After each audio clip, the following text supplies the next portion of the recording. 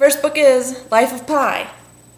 This book is awesome and amazing and hilarious and scary and good and weird and strange, and I don't know what else to describe this book as except awesome, because it's about a boy in a boat with a tiger, and the tiger's name is Richard Parker, and I think it's hilarious, and at the same time it's really sad and really touching, and I really get to connect with the character of Pi Patel, and even though he's stuck in a boat, you get all this backstory and you get all of this stuff that you can really relate to, and I think that's pretty much going to be every book on this list, is that they're really relatable characters.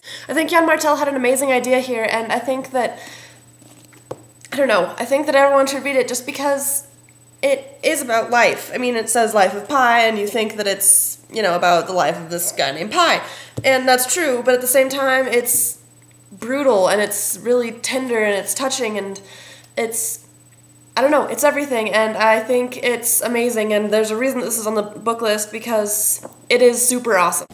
Now I have two books that I want to be on the list of 1001, and I don't think are yet, but I don't have the updated version apparently, so yeah, maybe I'll check later, but I think I'm just going to keep going with the books that I like. More John Green, Looking for Alaska. This book is amazing, and it made me fall in love with John Green before I even knew about him on Vlogbrothers, and it's amazing. It's amazing. I love it. You should read it. Did she just say read? I mean read. I love Alaska. I love Pudge. And you already know I like Holden Caulfield. And that's what makes this book so great, is that the characters, they really do connect with you. And they connect with the world. And like I said about Catcher in the Rye last night, Holden Caulfield is like the everyman.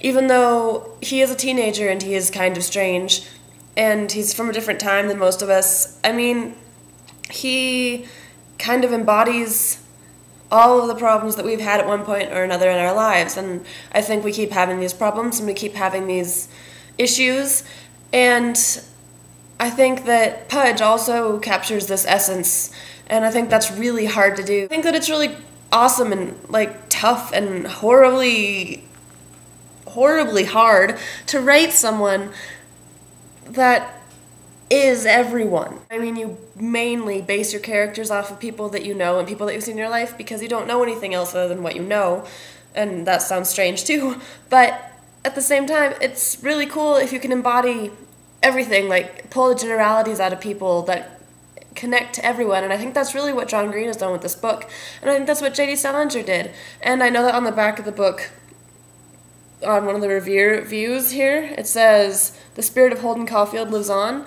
and I agree with that, because, I mean, it really is a lot like Holden Caulfield. I mean, I really can connect with him, and I don't really connect with many characters in books, and I don't connect with Alaska as much, but I do still love Alaska, and I think she's a great character, and this book is awesome. I don't know. I really wish I could write novels like any of these books. Like any of these authors. I wish I could write novels like any of these authors. That would be like the best day ever. I think you'd really enjoy it, again, any age group you are, because it isn't just about teenagers, while it is, because you have Pudge and you have Alaska and they are teenagers, but it's more. It's about, like, the big things in life, and I know it's been banned, or it's been almost banned, and I don't really get that at all. I don't see anything wrong with it. I actually see it as a more of a way as a teenager to just realize that all of that stuff, all of this in this book that people want it to be banned for is not good. It's not written in a way that, like, glorifies it or anything.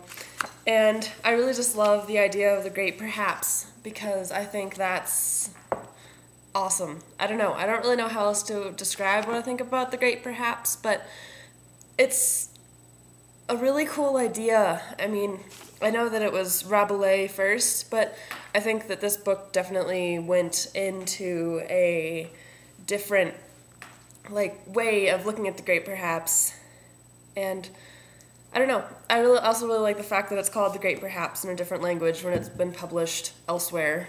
Okay, the length of this movie got away from me. So my last book is Infinite Jest by David Foster Wallace, and I think this is amazing because it is such a huge and beautiful book, and I thought that it's hilarious and crude and gross and disgusting and good all at the same time. Okay, and my favorite quote has to be, "You'll worry less about what people think about you when you realize how seldom they do." And I think that embodies basically this entire book, and it's kind of tough to get through, and it's big, and it's like Harry Potter size. But I mean, everyone got through Harry Potter, and it's gorgeous, and it's amazing and hilarious and crude and funny and sad and tragic and everything, and I think it's amazing, and you should read it.